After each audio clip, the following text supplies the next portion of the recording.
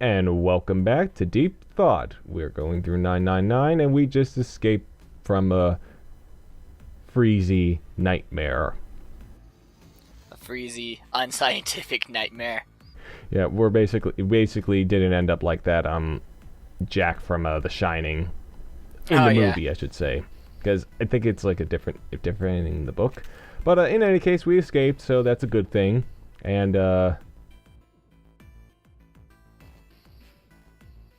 we're making some decisions, I believe? kind of. We're taking a look at the map to see where our next possible entryways are going. But it appears that a couple of them are not doable because they both involve doors, and those doors happen to be locked. Well, then let's cut them open. We have a knife.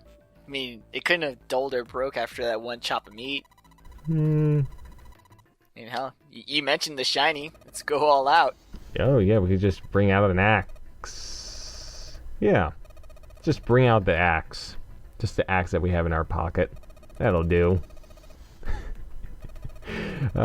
So, that cage that was there earlier that, kind of maybe, I don't know if you noticed it or not, it's not there anymore, so that means someone must have opened it.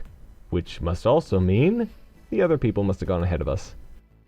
That or Zero is really fucking with us, because, like I said, we were just in this hallway. Then we got locked in the kitchen. Then we had a little puzzle, and then we came right back out where we came, and now a new path is opened. So... I think he's already done a very good job of trying to screw with us so far. I don't think he needs to screw with us any further. Nothing worse than a madman that just won't commit and go all the way. Disappointment.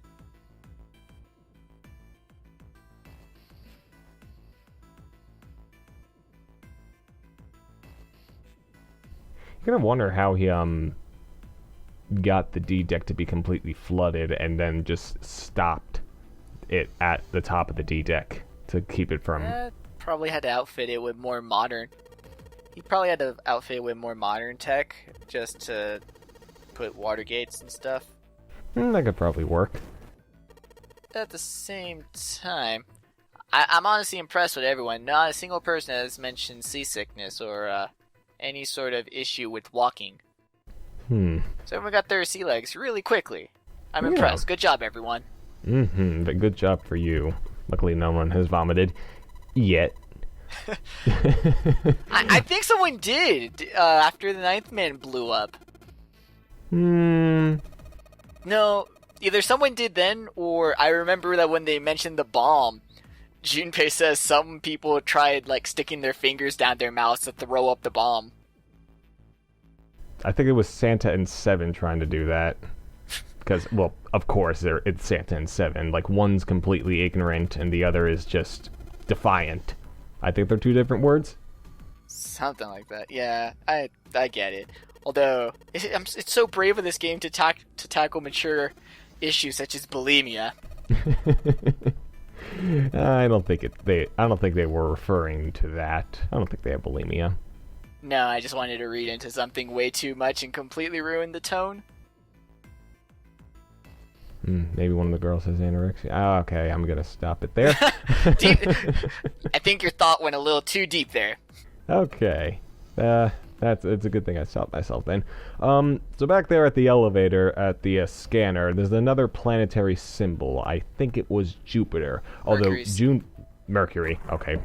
I don't know my planetary symbols. Please don't. Don't hurt him. Don't send your punches via email.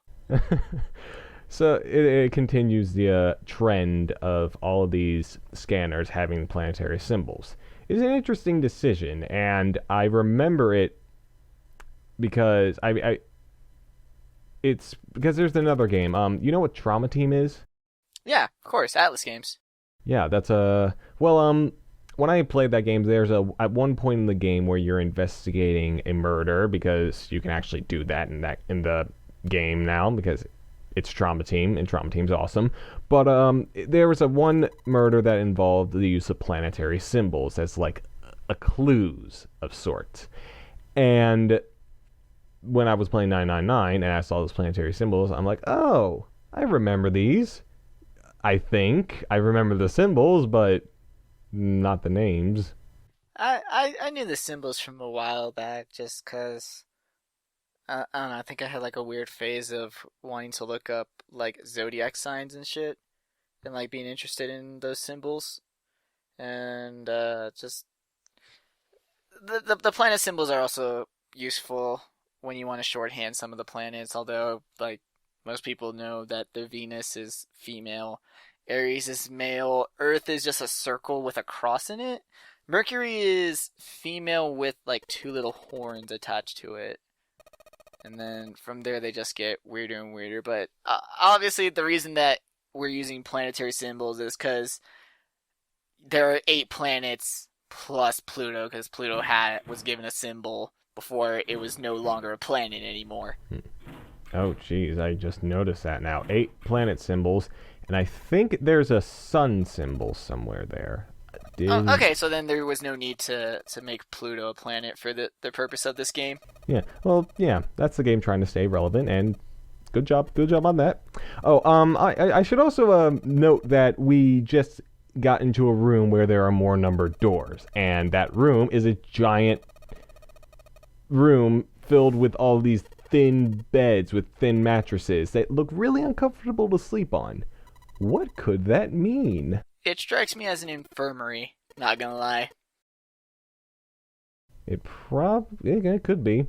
I mean, I don't see any like operating tables or operating utensils, tools. Yeah, I mean, the fact that it's all beds and there's not a lot of space between them kind of discredits it, but it just sort of reminds me of a field hospital. Well, you never know. The game hasn't quite confirmed it yet. But just hypothetically, if this was a hospital room, you have to imagine like what it would have been like if it was running. How many doctors were there? How did they manage to maintain all these patients if it was completely full? Yeah, because the Titanic was a cruise liner. It was not it was not a medical based ship, so you wouldn't really need this many beds for a cruise liner. Like, this was probably just for more general accommodations. You know, not everyone got to have their own room. Not everyone could even have rooms with just 3 beds. Once you got to the poor sections, you got into, you know, a giant general sleeping area, and then even below that, just everyone is just chilling in one room until the boat lands.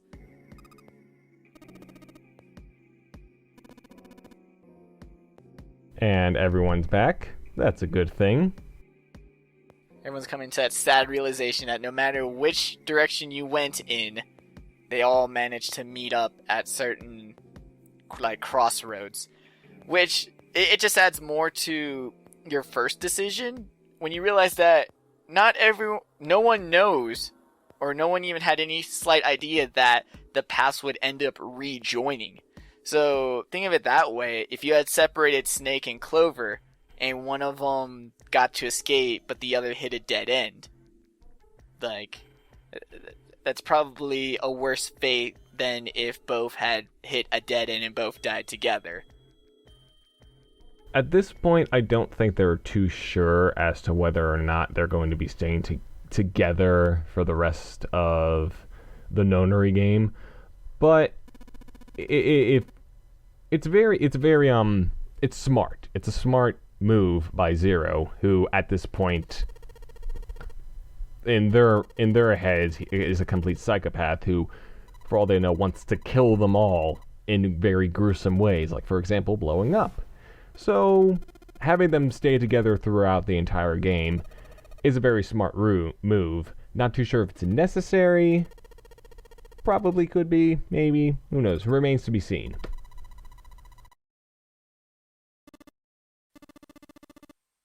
We're missing a group, aren't we? No, we're all back, right? Yeah, we're all back. Okay. Yeah, there is a problem though. The bottom part of the scanners seem to be missing, and it kind of now you got to question, how do these scanners work? Like, what kind of mechanics? What are the mechanics? The assumption at this point is handprint. How/when did Zero manage to gather and store the data of their handprints and assign them? Who knows? We honestly have no idea how long the characters have been knocked out, so. I think he'd have a decent amount of time to get one of those handprints in there. But luckily for Zero, everyone conveniently is using the hand that they have their wristwatch on. Can't imagine how awkward it would be if someone were to use the scanner with the hand that doesn't have their watch. Yeah. Oh, here we are. Talking about the gigantic. I think we might have touched on this earlier, but that's not the actual name of the ship that he's referring to. Yeah, he's talking about the Titanic sister ship, which I believe I said was the Britannica or Britannia. Something. It is a British. It's a British ship. Well, the Titanic was a British ship. They're all British ships. Yeah, even though it crashed in the North Atlantic by Canada, so we know who to blame for all of this. Shame on you, Canadians. Yeah, but it's once again touching on this whole intellectual uncanny valley that strikes such a sour chord to me, and I know I'm getting way too salty over it, but it's always just, I never really appreciate when they do this whole fact dealio where it's close enough to reality that while staying different to sort of set up its own reality, maybe even also to set up its own like timeline, to me it just seems like they got lazy with facts, even though I know that's not the case. I'm sure they knew it was the Britannica, but it's like, why use Titanic but not the real name for the other? Like, if they had just used fake names for both and had it be one big Titanic reference, I feel like I would care less. But it honestly, this game's story, this game's character, and the game as a whole makes up for it. I get annoyed at the facts, but I can enjoy this game enough that I see past it. And like I said, I see why for some facts, but, you know, when you do it to chemistry, it just gets it hits a little too close to home for me. Try to keep that in mind throughout this playthrough. I'm pretty sure we all know that we all love this game, otherwise we wouldn't be playing it, or should I say, commenting on it, going through it in a deep manner. Keep in mind, I like this game. Yes. I wouldn't be wasting hours watching over it and talking over it if I didn't like it. Okay, well, just to play a little catch-up, while he was talking about the gigantic, he referred to a person as Lord Gordain, as he was apparently a passenger on the Titanic who became obsessed with the Titanic after he survived. But I'm just gonna say right now, he's not an actual person. It's just more plot convenience. And see, stuff like that, I don't even care. Like, if you come up with fictitious ideas based off real life things, that's cool too. Yeah, and also 7 apparently has amnesia. Oh no, that's why he forgot his name. That's why he just went with a code name. Mm-hmm. That's definitely the explanation. And totally not what we were talking about in that second part or whatever. Yeah. He probably also just forgot about things related to the number 7, so that's why he just went with 7. Yeah. Just call me 7. Just call me 7. I also think he, when he was questioned as to how he got on the ship, he was just like, oh, yeah, well, my story is basically the same as everyone else's. Which probably is most likely not a lie, or even far from the actual truth. Yeah. He's the gentle giant stereotype. It also could allude to Zero's strength. Because if he had just kidnapped a bunch of kids and small, thin-waisted women, then you could be like, hey, he's probably not that big. But the fact that he was able to capture such a huge guy like 7 and even Ace is like you have to essentially infer that he has at least some muscle behind this operation, whether it be his own or he has men helping him out. So now they're going to be looking for the missing parts. There's a big hallway full of doors, and they've been assigned, like, I think 6 or 8 doors each to search in. So, yeah, someone's bound to find it. Maybe. Unless Zero is just fucking with everybody. He could very well be. Like, I should never be allowed to come across a large sum of money. I would just make my own nonary game, but go balls to the wall dick moves. It's like, oh, I took this machine half apart. If you're lucky, maybe you'll find the parts. And they all spend 5 hours. Like, we couldn't find them. Oh, well, turns out I actually didn't put the parts back down in the room. I kind of kept them with me. Oops! And you actually may very well be right, because the parts are back. The fuck? But as you can see, everyone seems to be a little nervous, even though the parts are back. Oh, yeah, the parts are back. You can go through the doors now. But, who put them back? Why are they back? Like, the only thing that we know that has been accomplished is that time has been wasted. They still only have 9 hours. And why were they taken in the first place? So many mysteries, so many questions, and it's all there just to get the people to argue with each other, because with humans in a group comes drama. It doesn't matter who they are. It doesn't matter how much they like each other. You will always get to that point when the drama comes up.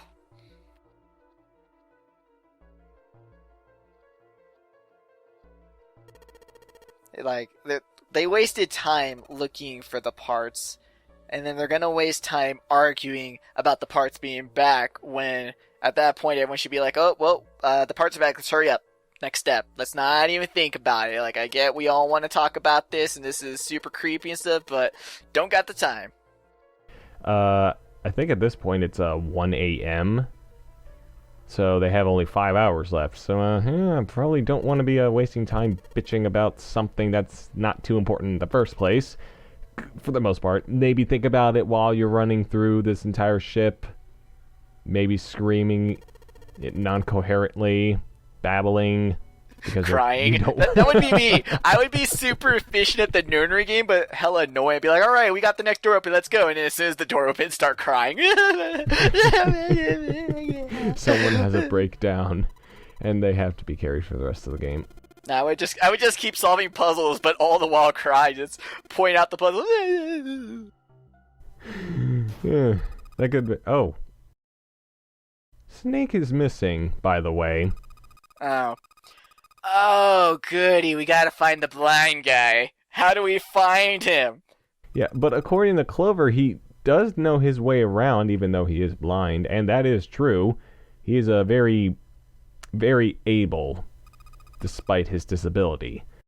I don't know, even without a cane or nothing. I mean, I get he probably has heightened hearing and heightened other senses, but that still doesn't account for just something randomly being in the middle of the hallway tripping him up and him hurting himself. In my opinion, he's kind of like that, shoot. I'm gonna get flamed for this. That one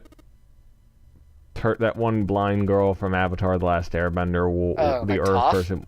Yeah. I have not seen that show in a long time. See, it's okay that you say that, because I thought you were going to say he was like Daredevil. I was going to be like, oh god, not you two. Because no one will everyone is talking about Daredevil, and no one's shutting up about it. And it's like, I don't want to watch Daredevil. I don't care. I never noticed that comparison until you brought it up. Now I'm going to refer to Snake as the human Daredevil for the rest of the game. Cool. It's alright. I will be referring to June as the human nutcase. Yeah. Well, in any case, we'll see you on the next episode of Deep Thought while we look for Snake.